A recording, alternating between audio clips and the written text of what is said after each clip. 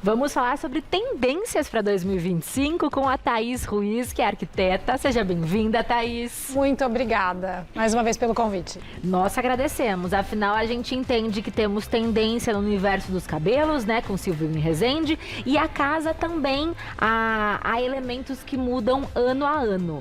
E um desses elementos é a cor. Exato. Nós temos uma cor para 2025? Sim, a gente acabou de receber a novidade da cor do ano. E é um marrom quentinho, chamado Mocha Mousse. Um marrom quentinho. Nós temos aqui para entender que marrom é esse? Temos. É cor de mousse de chocolate. Exatamente. Mesmo. É uma cor de um mousse de chocolate, um mocatino. É uma cor extremamente confortável, né? Então, muda bastante do que a gente tem visto e traz essa linha mais comfy, né? Mais confortável para dentro de casa. Quem escolhe a cor do ano? Na verdade, quem lança a tendência, o pronunciamento oficial é da Pantone, que é uma empresa de consultoria de cores. Então, isso vai basear toda a parte de moda, não só para casa, mas vestuário, cosméticos. Então, quando a gente nota, a gente já está usando sem nem ser algo proposital. O mercado, então, ele trabalha em cima dessa cor escolhida para o ano. Exato. Todo ano, mais ou menos nessa mesma época que nós estamos, a Pantone lança e aí vai derivar todas as outras composições. E como eu posso usar essa cor na minha casa? Porque é um marrom. Então, não necessariamente eu preciso colocar esse marrom na cor da minha parede. Não, a gente não precisa usar só nas paredes. Inclusive, eu acho que essa cor ela é muito feliz na hora da gente trazer para dentro de casa, porque naturalmente a gente já tem tons de marrons nos nossos elementos. Então, a marcenaria ela já sempre tem uma pegada mais marrom. A gente tem muitas possibilidades para usar isso no piso. O importante é entender que se o ambiente é pequeno, o ideal é a gente trabalhar com tons mais escuros em elementos menores. Né? Então, não é que porque saiu a tendência de cor, o Mocha Mousse, que eu vou deixar tudo marrom na minha casa. A gente pode sempre trabalhar com cores análogas ou com complementares. É a família dos terrosos, então, que eu posso trabalhar? Essa é a mais, eu acho que é a mais confortável, a que tem menos chance da gente errar. Então, quando a gente vai trabalhando com as cores análogas, fica muito mais fácil, porque aí a gente vai para tons de beges, até dos terrosos, e o cinza funciona também. Então, na parte têxtil, a gente tem bastante opção com os crus e funciona muito bem com o tom, né? A cor que vai reinar agora nos próximos meses. Tem um quê de natureza, né? Essa proposta do ano. A gente trabalhar com essas cores de terra. Eu vejo cores também como verde, terroso também, né? Mais fechado. Tem realmente essa sensação de um diálogo com a natureza? Tem total, né? E tem da busca pelo conforto dentro de casa também. Então, essa análise da natureza ela é muito bacana de fazer. Porque às vezes as pessoas perguntam, será que o marrom combina com o verde? Só você olhar a natureza, você vai perceber que a gente tem grande parte dos caules marrons e das folhagens esverdeadas. Então, sempre vai funcionar. É uma resposta muito fácil. Quando a gente se baseia na natureza, não dá errado. Sempre dá certo. Até o azul combina? O lilás? Porque ela é a cor oposta no círculo cromático. Então, funciona muito bem os tons de azul junto com os marrons. E como que eu posso utilizar os tons florais? Porque há pessoas que gostam de um pouco mais de vida, né? De cores mais leves. Para casa, consigo dialogar também com esse mocha? Consegue muito, porque os rosados, né? Os rosáceos, eles têm total conexão com o marrom. Então, a gente consegue fazer uma composição muito bonita de tons de marrons com tons rosas e também com os azulados mais claros. Amarelo também funciona. Então, quando a gente fala disso, já consegue fazer essa composição mais floral nessa paleta, né? Nesse mood board de coloração que a gente vai trazer para decoração. Você separou pra gente algumas propostas, né, de decoração, algumas ideias. Isso. Vamos conferir, então, aí você vai explicando pra gente o que é que você propõe aqui. Bom, aqui a gente tem os tons nos materiais naturais. Então tem nuances de marrom na tela atrás do sofá, mas o tecido ele já está mais natural, né? Sempre dentro dessa paleta de composição, de cores complementares ali, né? Então, quando a gente fala de tecidos crus, a gente tem uma indicação do que pode ser utilizado nos estofados, por exemplo, junto com o madeirado, que fica lindo. Tem material que você sugere? Então, sempre com a fibra mais natural, né? Então, isso é uma tendência também, a gente tentar trabalhar com fibras naturais. Mas quem quiser um tecido mais encorpado, a gente pode trabalhar com os buclês que vão funcionar, mas com os tons mais pro nude, pro cru, pro linho cru, por exemplo, vai funcionar muito bem. Fica tão bonito, né, quando a gente mistura texturas também na mesma decoração. É super importante, é isso que dá vida, né? Quando a gente tem tudo como se fosse basicamente um conjunto, não dá esse volume todo que a gente precisa. Então, compor tecido, compor textura, faz toda a diferença para deixar esse ambiente confortável. E realmente são tons acolhedores, né? Dá vontade de sentar nesse sofá, de visitar essa casa. Ela é acolhedora. E a natureza faz isso. Então, trazer o elemento natural para dentro da decoração faz muito sentido. E a gente está falando também sobre uma tendência grande de arranjos com folhas secas, então que sai um pouco do que a gente está vendo com mais força, né, da vegetação. Aqui a gente teve bastante painel preservado, nota que nessas composições isso não vem mais tanto, né? A gente abandona um pouco isso para trabalhar com a folhagem seca. É uma decoração mais minimalista? Ela tem menos elementos? Não necessariamente. Ela tem mais relação com o natural. Ela abandona um pouco aquela cara que a gente estava vendo com muita frequência do industrial, que foi uma tendência muito forte. Então, ela vai para a parte mais boho, né? Uma coisa mais hip chique. E se quiser até trabalhar com mais elegância, a gente vai abandonar as madeiras mais rústicas para um MDF com um tom mais nude ou até um café. E aí ele vai ter uma cara um pouquinho mais sofisticada, não tão baseado em materiais rústicos como, por exemplo, na imagem que tem aqui. Mas a palhinha vai funcionar muito bem. A palhinha? Sim. Inclusive que com bonito. a possibilidade da gente trabalhar isso nas luminárias. Né? Mas eu não tenho um armário para colocar a palhinha, eu não quero colocar na... Inclina só um pouquinho para o pessoal de casa conseguir ver melhor. Esse é um material que a gente encontra muito realmente em luminária. Sim, hoje está muito forte, né, essa tendência do material natural nas luminárias. Né? E se a gente não quer usar no mobiliário, quer usar na luminária, funciona. E se a gente quiser colocar em parede, que isso é uma coisa que todo mundo pede, né? O papel de parede, ele é uma coisa que a gente quer muito utilizar porque é prático. A gente também tem opção de fazer aplicações com materiais naturais. Que lindo! Então, igual teve aquele ano que a gente via em todas as casas tijolinhos, né?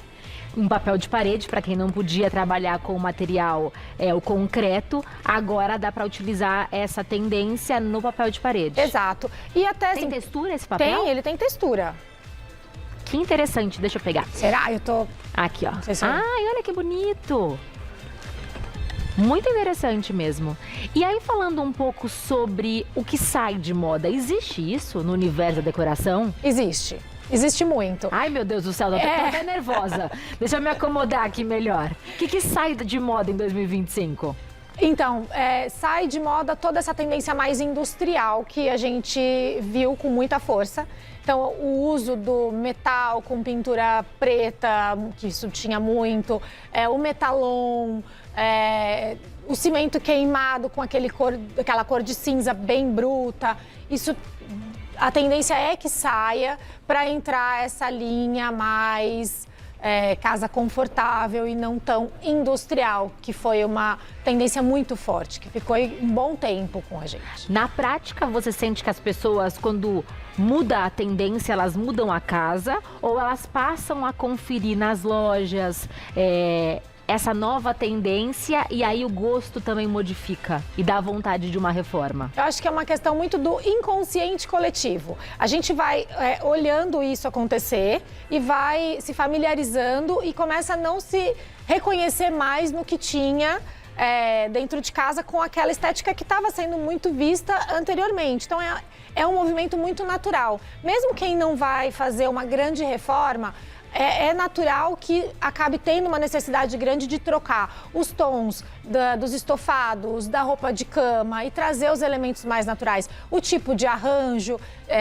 tudo isso com muita naturalidade vai se alterando por conta do que a gente está vendo, né? Objetos de decoração. Sim. Também. Então é natural que isso aconteça, é um movimento, né? E a gente precisa também como toda mudança de moda, é importante, inclusive, para a economia girar. Olha, tem uma pergunta difícil para você, porque eu li que o sofá retrátil, ele não está mais na moda. É verdade isso? É absolutamente Não. verdade. Parou. Como assim ele saiu de moda? Por que fizeram isso com o sofá? Então, ele pode ser muito confortável, mas ele é um móvel com uma estrutura muito pesada. É claro que a gente não pode generalizar. Então, existem soluções de sofás retráteis com uma estética diferente dessa, mais minimalista, né, com menos carenagem atrás, que a gente ainda consegue fazer inclusão num projeto de interiores e ficar extremamente elegante. Mas esse com essa cara mais parruda, grandona, ele caiu. E Então eu nem veio- posso dizer que eu sofro, desculpa. Você porque não sofre, você acha ele realmente muito pesado? Eu acho. Eu Mas acho muito aí, a pesado. partir disso, veremos então sofás mais leves, mas com essa função que a gente possa ter o conforto de esticar as pernas. Sim, existe a possibilidade de você ter um sofá com uma estética diferente, mas que ainda tenha uma chaise retrátil. É possível. O que sai realmente é essa voluptuosidade na peça e muitos captonês e muitas costuras e uma carenagem muito grande e a ferragem aparente. A ideia é que isso a gente veja cada vez menos nas lojas, né? E a escolha não seja muito para isso. E entra com muita força os sofás mais sequinhos, com linhas mais orgânicas, né? Curvados, isso vem com muita força. E essa proposta do ano de fibras naturais, ela encarece os itens de decoração, porque normalmente a gente paga um valor mais alto, né? Quando a gente pensa em algo natural. Então, a moda, ela tem essa questão, né? Vai ter uma corrida para comprar e aí vai subir o valor, com certeza. Mas muito da fibra natural, se você descobre a fonte da comercialização, você vai ter um preço muito acessível.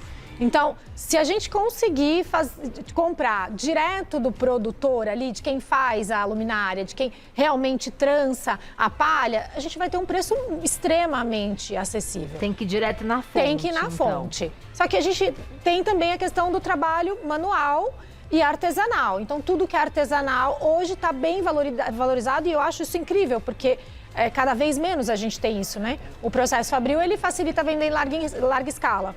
O que é artesanal, não. Então, precisa de um valor, sim, para aquilo. Mas a gente consegue preços muito bons quando a gente descobre o caminho certo para comprar na fonte.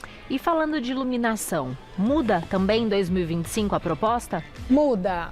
Na verdade, a gente tinha, como falei anteriormente, a gente teve uma tendência muito grande dos aramados, né? E aí isso sai completamente para entrar mais tecidos, mais fibras e tecidos nas cúpulas, né? Então isso já vai mudar, inclusive, a estética dessa luz. O como ela se apresenta no ambiente, porque ela vai ser mais difusa. A gente não tem tanto ofuscamento, porque aqui eu tenho soluções, por exemplo, de lâmpadas que estão aparentes. Então a gente tem um ofuscamento diferente, um brilho diferente. Quando a gente tem cúpulas de tecidos naturais, essa luz, naturalmente ela vai ficar mais difusa e ela fica mais confortável. Um ambiente mais acolhedor. Exato.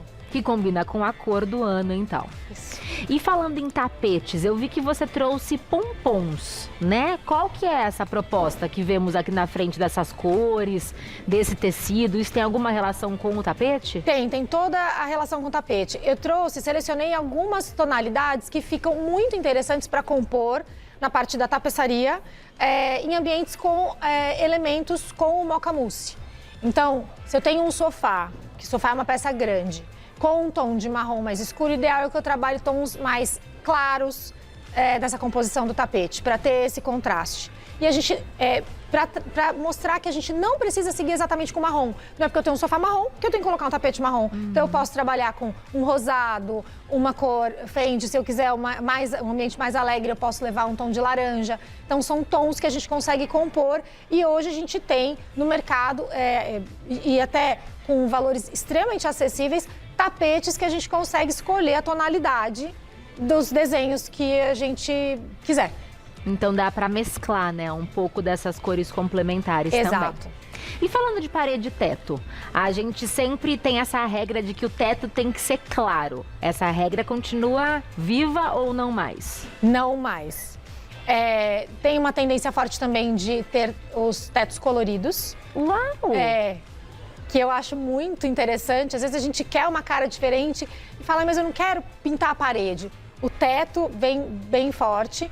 E a única coisa que a gente tem que tomar cuidado é quando a altura desse teto já é baixa. Porque a gente baixa com gesso, né, muitas vezes. Isso, então assim, pensando que a gente tem um pé direito de 2,60, uma média, tomar cuidado para colocar, na hora de colocar tons muito escuros, porque a sensação que a gente vai ter é de achatar esse ambiente.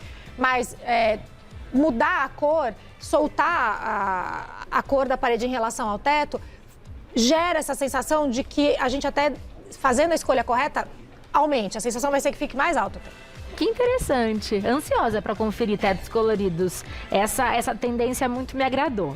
Um prazer recebê-la. Eu que agradeço. E conversar sobre esse tema que é tão gostoso, né? Quando a gente pensa em renovação, em novo ano, a gente quer mudança, né? E mudar, nem que seja pequenos detalhes da casa, traz um novo ar. Exato. A nossa casa precisa ser o melhor lugar do mundo. Então, acho que toda a tendência é interessante. Vamos filtrar o que faz sentido pra gente, né, sempre, e levar pra casa da maneira que for possível.